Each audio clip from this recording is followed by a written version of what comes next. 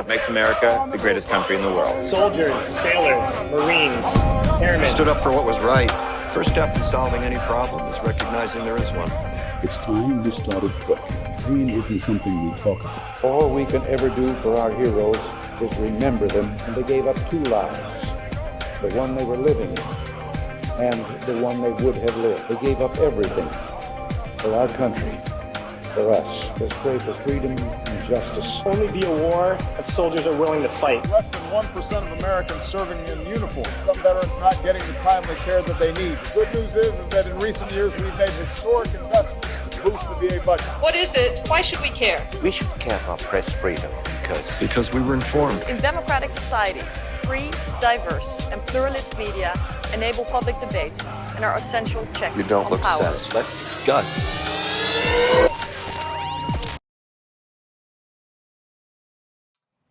Hey guys. How you guys doing? New episode finally after a long time. Episode 16, compensation and pension exam. Little bit details about that. So, after you have applied for VA service-connected disability compensation, you will eventually receive a phone call or a letter from VA asking you to come to a CNP exam or compensation and pension exam. And if you have several disabilities, expect a couple letters to come, and you'll be asked to report and go to those CNP exams. And this is a normal and routine request. In California, most likely it's going to be QTC or MSLA. In other states, it might be different organizations/providers.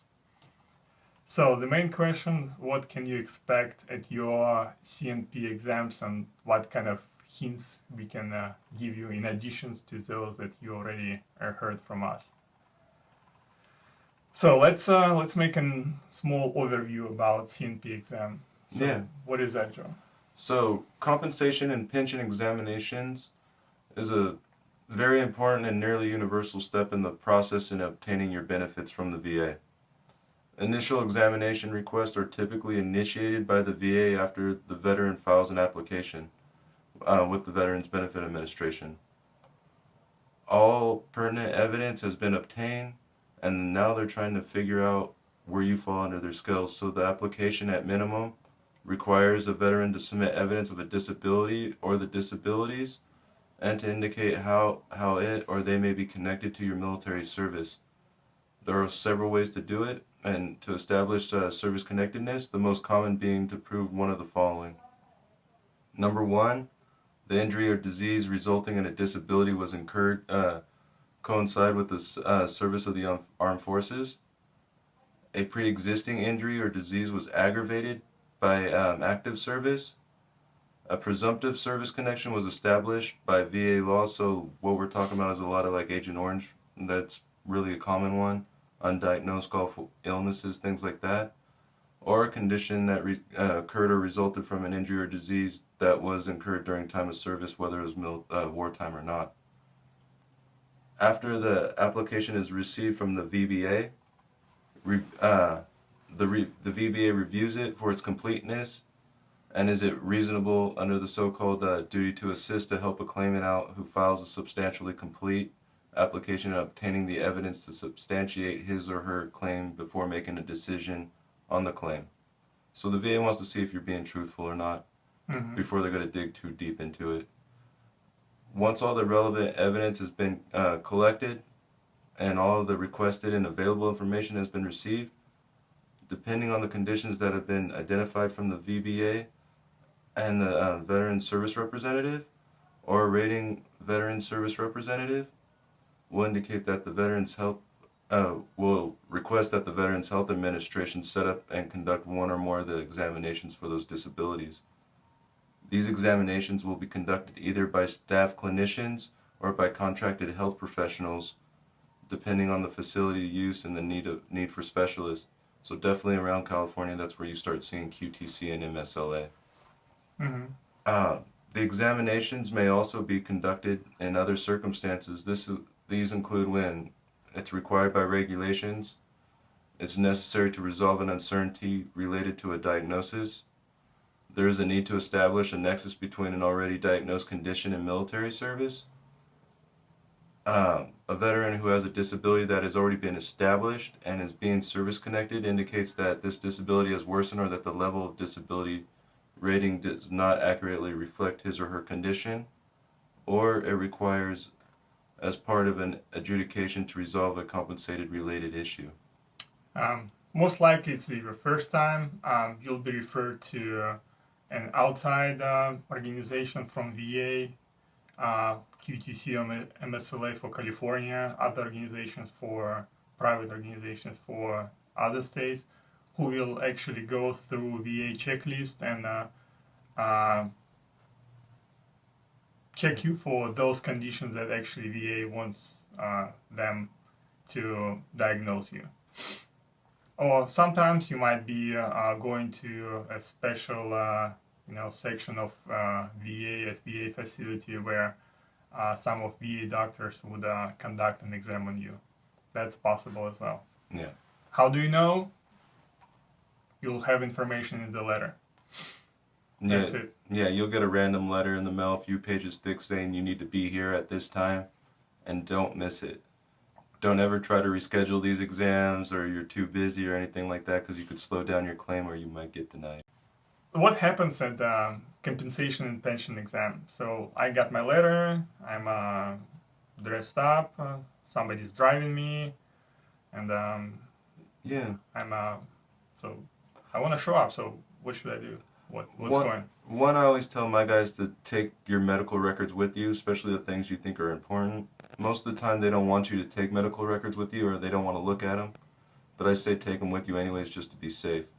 But the main thing what's going on is the comp and pension exam is a doctor's appointment where your disabilities get evaluated. Usually this exam is conducted at a VA hospital or a clinic.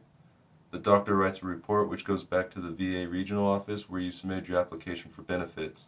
And actually, when you get to that CNP exam, let's say you're going for tinnitus or you get for arthritis, you can Google and look online for actually a list of questions or a checklist from VA. What most likely doctor are gonna ask you, and it doesn't matter if it's VA doctor or if it's a private provider. Most likely they're gonna follow that VA checklist. Yeah. So at least you know what they're gonna ask you.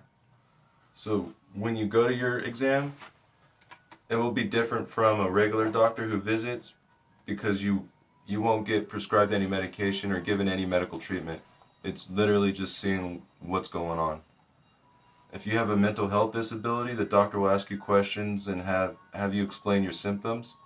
You might be asked to complete some psychological tests, but don't worry about it. The test is routine. It's just part of the exam.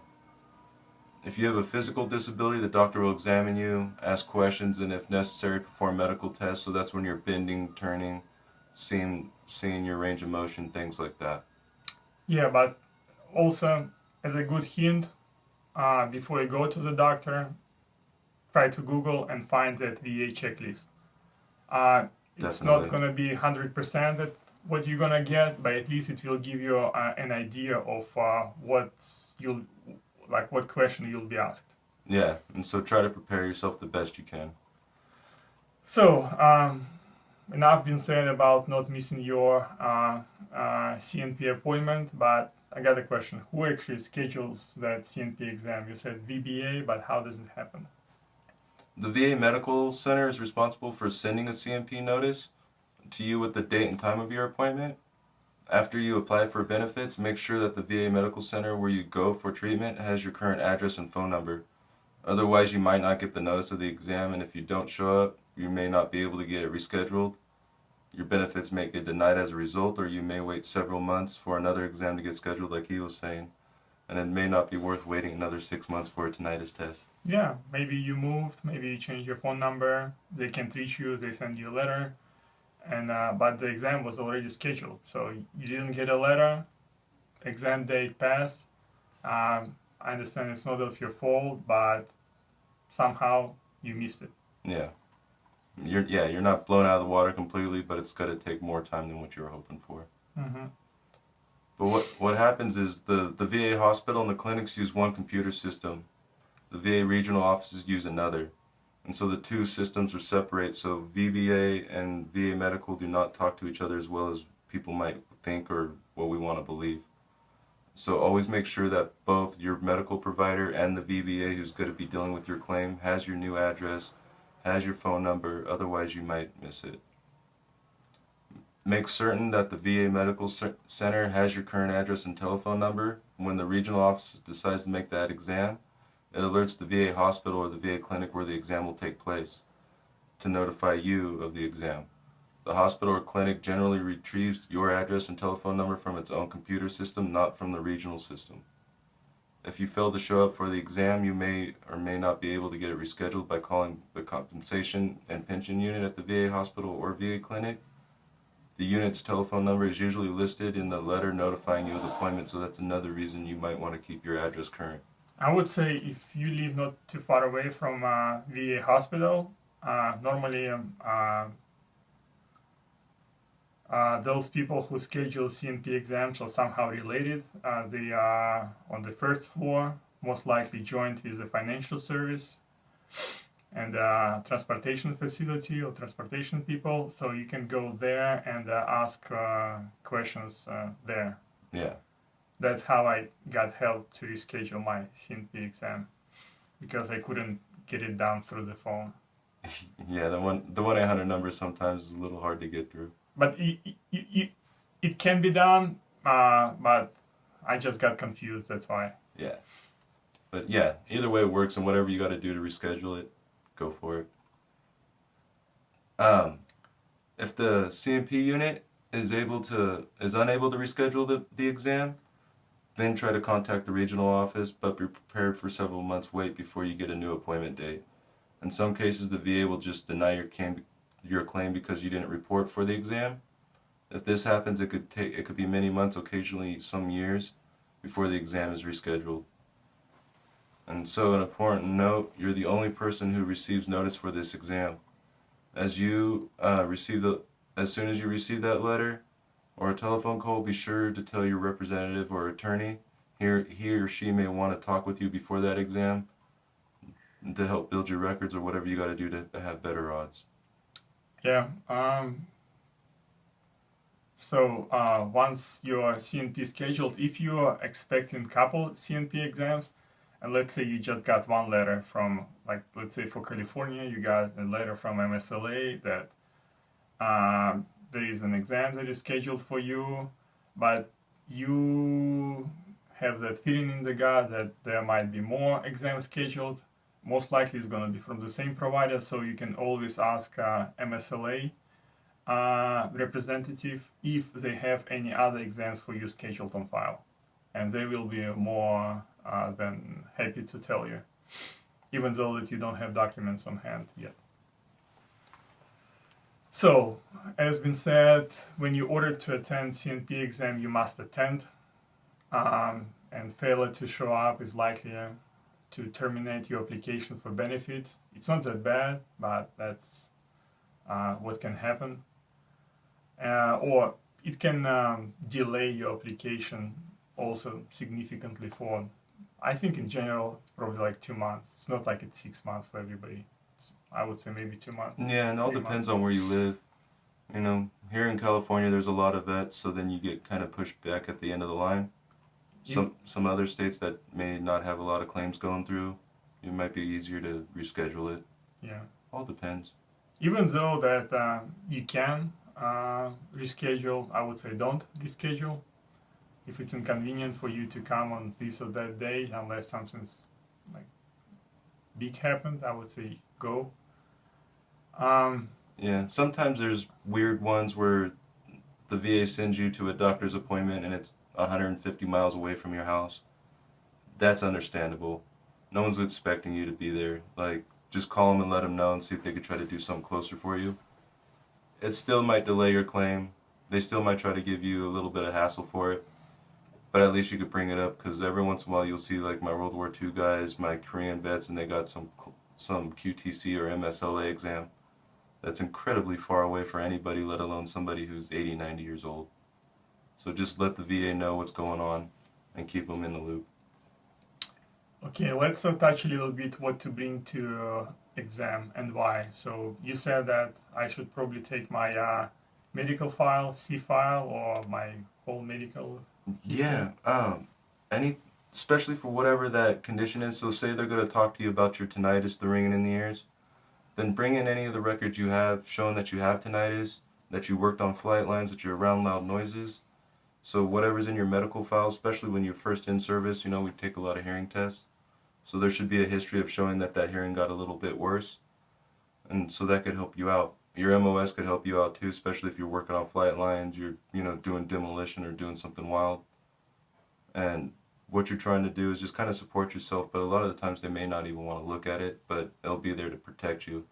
Because if there's a document that's crucial to your claim, you want to bring it with you, because most of the time the regional office will forward that C file to the doctor, but sometimes they don't, or sometimes that doctor just simply didn't have time to read it, and that might blow you out of the water.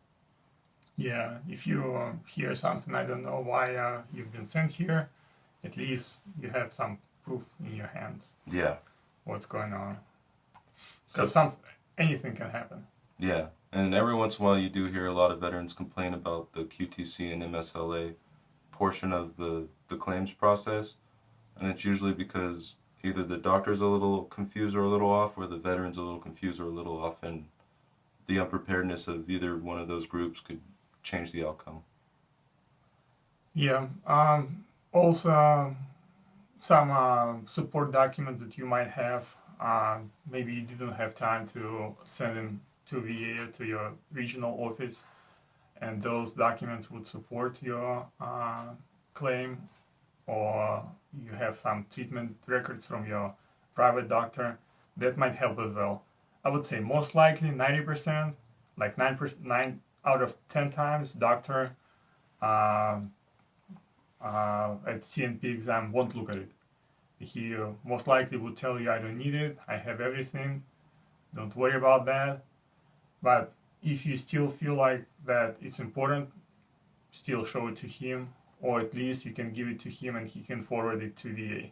But your best bet actually is to send those support documents, even though that you got them later, to VA. Definitely. You want to get those records in as soon as possible, and especially if you're at that CMP exam, that's when you're getting close to that last stage before they make a decision, so make sure that stuff gets in there. Yeah. Maybe like when you show up and CMP exam and you forgot why you're there, you have your records, you look at them, and here you go.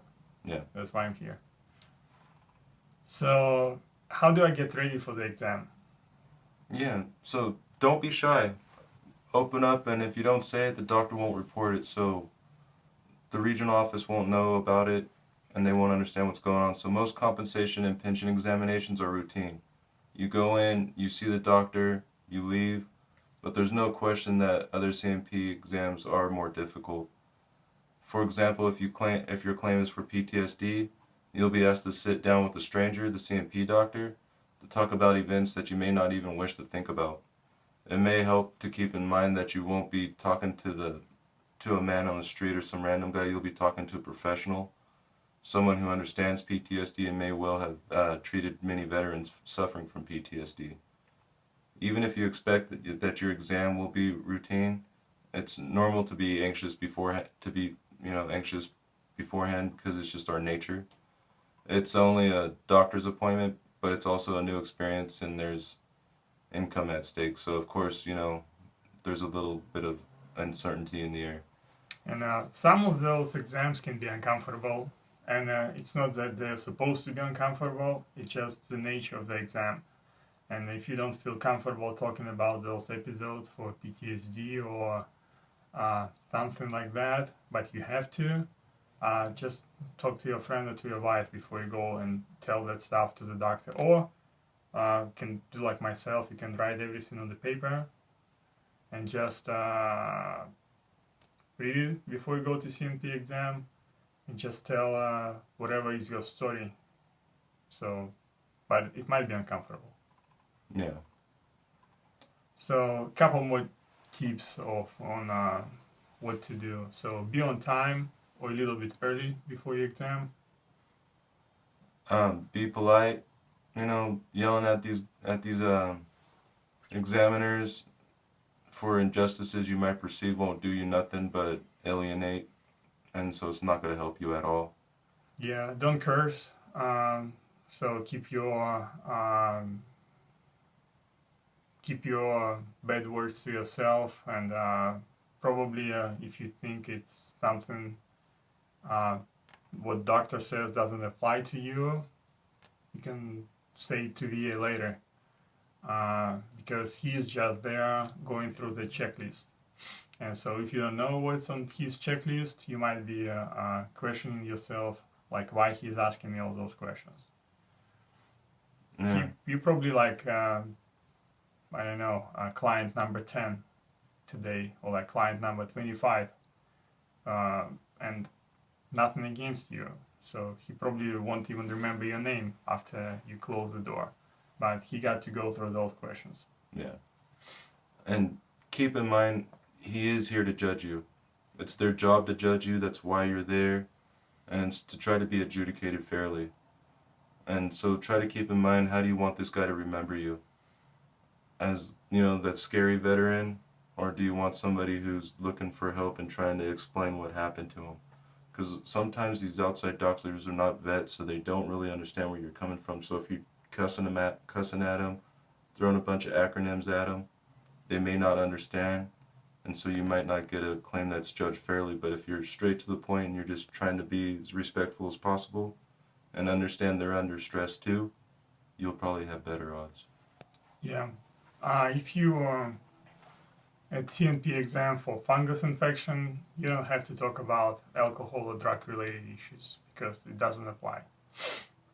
And the same goes to other CNP exams. If something doesn't apply to that exam, don't waste doctor's time, because that time you could be actually telling your story and giving the information to the doctor so he can fill out the questionnaire, because eventually he don't have 2 hours for you.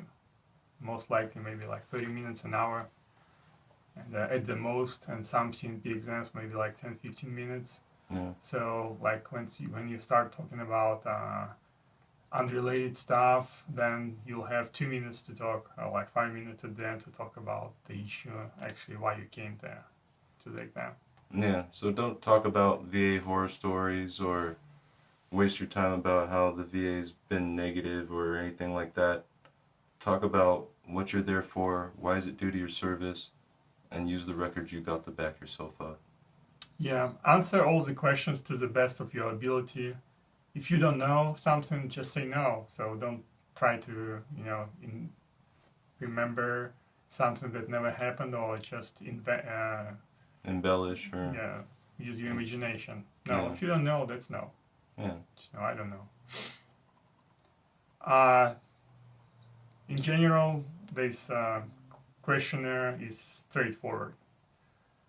So Yeah, so try to be honest, You don't need to embellish or blow the things up bigger than what you think they are. Just the facts, because they're going to look at your unit records, they're going to look at your medical records and see how these tie in together. You may run into someone who checks these stories out, and if possible have letters from people that you served with, so like unit diary copies of incidents that occurred during your time and space, and letters from family members. Family member letters usually don't add a lot of weight to your case because families are there to support you and the examiners understand that, but at least it gives that examiner a basic idea of what's going on with your life behind closed doors. Because, most of us, when you're out in public, when you're at work, it's a completely different person than when you're at home. And that's just the reality of how we live. So let that guy understand what's going on with you when you're at home. yeah, and try to understand what each CNP exam is about. So if it's for PTSD or mental disorders, just pick up this story or the moment in your military career that would actually describe your state of mind, or how that incident affected you at the most. So something that was like really horrible happened to you, or something that actually happened to you during the military service that affected you the most. So if you had a 30 years career, most likely you'll have 30 years of stories to tell. But pick up maybe 4 or 5 and then tell them all to your wife or to your friend and ask him to pick up, the most important one, and then maybe a couple more to back up. Because as we said, so examiner doesn't have the whole day to listen to you. So pick up one story, back it up with a couple more stories, and have all the documents ready. Yeah. Yeah. So those are basic tips, and doctors are humans the same way as we are, and they have empathy. So the way you present yourself, the way he might judge you, even though that he has to follow questionnaire, or he has to ask you specific questions. So just be nice as the same way like you're supposed to be nice to everybody. Yeah. You get more with sugar than you do with salt. Right. So after exam, tell your representative, might be a VSO attorney or like any other veteran organization, how it went, and then just wait for results. Yeah. And you did the best you can. You submitted all your evidence, and let the rest roll. Yeah. Life goes on. Just wait. It's all about wait, actually. Yeah, the whole hurry up and wait still exists very well. Yeah.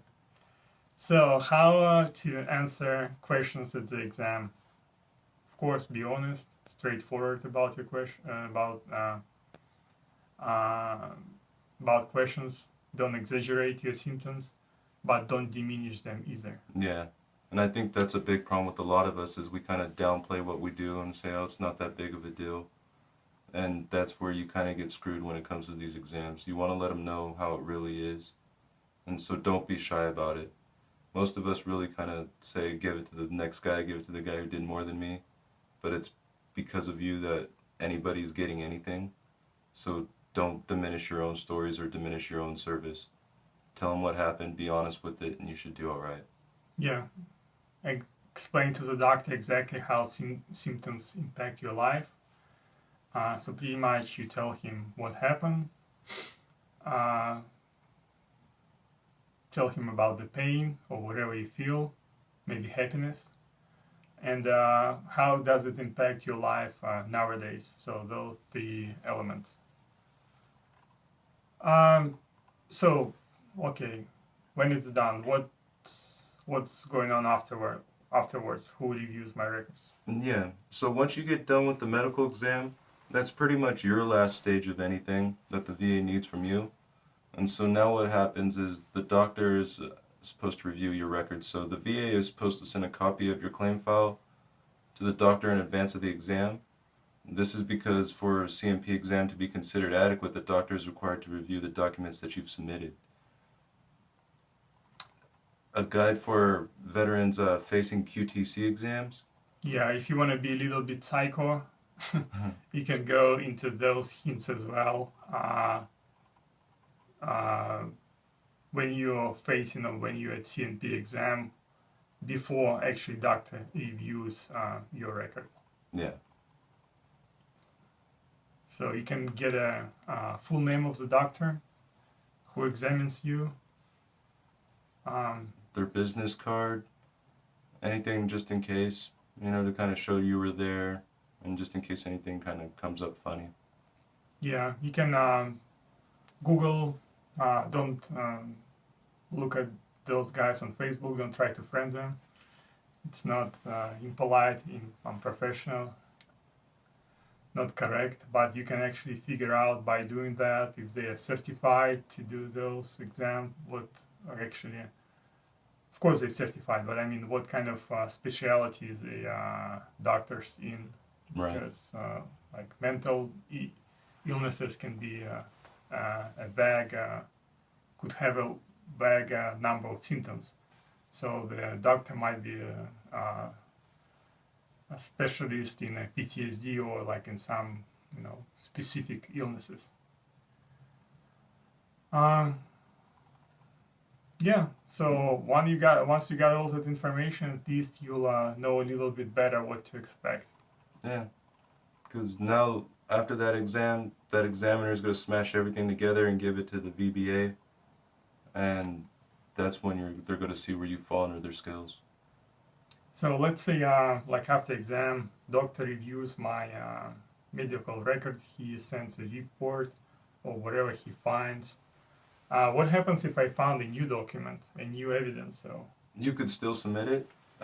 If you have new documents that you haven't sent to the VA yet, or documents that you have that you haven't submitted in the prior month, be sure to bring those copies for the doctor, because they won't be in your claim folder yet. Also bring a copy of any documents that you think is important to your disability claim, but keep it simple. Doctors they don't have the time to review too many pages of documents, so anything that shows you're diagnosed, a doctor's letter saying I believe it's due to your service, things like that, DBQ forms, let them see those at the very least, or make sure that it gets in your claim file. But even after your C&P exam, if you have those new records, make sure they get into your file before the VA actually makes a decision. yeah. So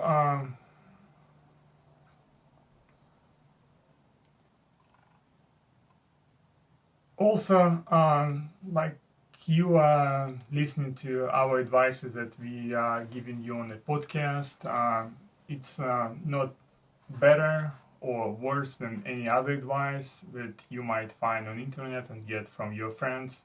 Judge for yourself. But as a hint, also beware of some advices that you might find on internet. Yeah, be aware that it's advice. It's not, and there's really no absolution to any of this. It's just advice. So if there's anything we're saying that helps you out, cool. If there's another group that you're looking at online and they have a couple ideas that you think will help you out, use them too. But be aware that it's advice. Yeah, be real. If you find an advice that become a homeless for, I don't know, 2-5 months or maybe a year before your claim go through, just be homeless and greet your doctor in front of VA facility in old crappy clothes. Probably it's not a good advice. Yeah. Just somebody tells you don't brush your teeth when you go to dental exam. Just don't take it as literally, because it might be a stupid advice. Yeah. And yeah, acting like you have a disability or acting like you have something looks like acting. It doesn't look real. Mm-hmm. And so be honest with what's going on. If you act like it looks false, then that examiner is going to feel that it's false, and you're probably not going to go anywhere. Yeah. On the other hand, if during exam, if it's the first time you tell your story to an examiner and somehow you become stressful and it just overwhelms you and you don't feel comfortable, don't forget that there is a veteran crisis line that you can call. 1-800-273-8255 and press 1. And they'll also offer support through chat or text, or you could send the text message to 838-255, or the War Veterans Call Center, which is 1-877-WAR-VETS, which is 1-877-927-8387, which is run by the Vet Center program specifically for combat vets and MST survivors. So especially around California, around here in Los Angeles, there's definitely a lot of vet centers, and they definitely help out with trying to take some of that stress off you guys. Yeah. If you have somebody, bring somebody with you. Yeah. So it's probably the best advice. and let them handle. Yeah, and let them drive you home. Yep. So be advised that CNP examiners or those doctors, they do not make decision about your claim. They play a significant role in how your claim would be decided, but they're not the ones that actually put the check mark against your claim to go through. It's just one of the process that you got to accomplish. Yeah. So there is actually a team. We covered that subject in the previous podcast, which is called the Rating Veteran Service, I believe department, who actually rate your claim and who actually sees how your claim go through different processes. So going to CNP exam is just one of those processes. Yeah. At the end of the day, you're going to be rated by the VA. Yep. So don't ask a CNP examiner for any medications or any advice how you should go with medication or with your treatment or what is the treatment plan. He might advise. His job is just to evaluate you and go through the questionnaire as of today. As of tomorrow, it's VA, who is your treating facility. Yeah. So if the VA didn't send the doctor your records, that's where Joel's advice come into play. Bring your records with you, even though it's 1 out of 10 times that you actually would need it. Yeah. One time I had to do it for myself, and I had records to back myself up, and thankfully that doctor looked at them, but they didn't see it in their file. So that's one reason I always tell people to take your records with you. Yeah, and since it's not easy to reschedule or get a new appointment, it's better to have those records on you, even though if you don't use them, or doctor never asks for them, Yeah. or they don't want to look at it. Yeah, better be safe than sorry. Yeah. So, as been said, the doctor will write the report after the exam and send it to VA, and that's it. That's his job. Yep. Yeah. So VA regional office will take care of your claim from the time that he sends the report, and they will proceed to another step in order for your claim to be adjudicated. But I would say the CNP exam probably, I would say it's it's probably more than 50%. 50% of the job that needs to be done in order for your claim to be decided. Definitely. Yeah, I agree. I think it's one of the bigger steps in the whole process. Mm. Yeah, so yeah, that's pretty much it for compensation and pension exam and tips. And I don't know, Joe, if you have any suggestion about the book, great movie of stuff to do. I seen Doctor Strange the other day, and that was... Well, also, for the movies, I can recommend a good documentary, direct order documentary. It's about a soldier who was ordered to take an anthrax vaccine, and he got brain damage after that.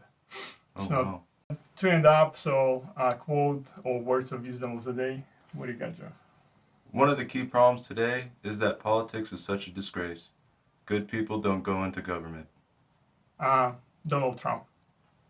Thank you, guys. Thank you. That's it, folks. Thanks for listening. Until next time, over and out.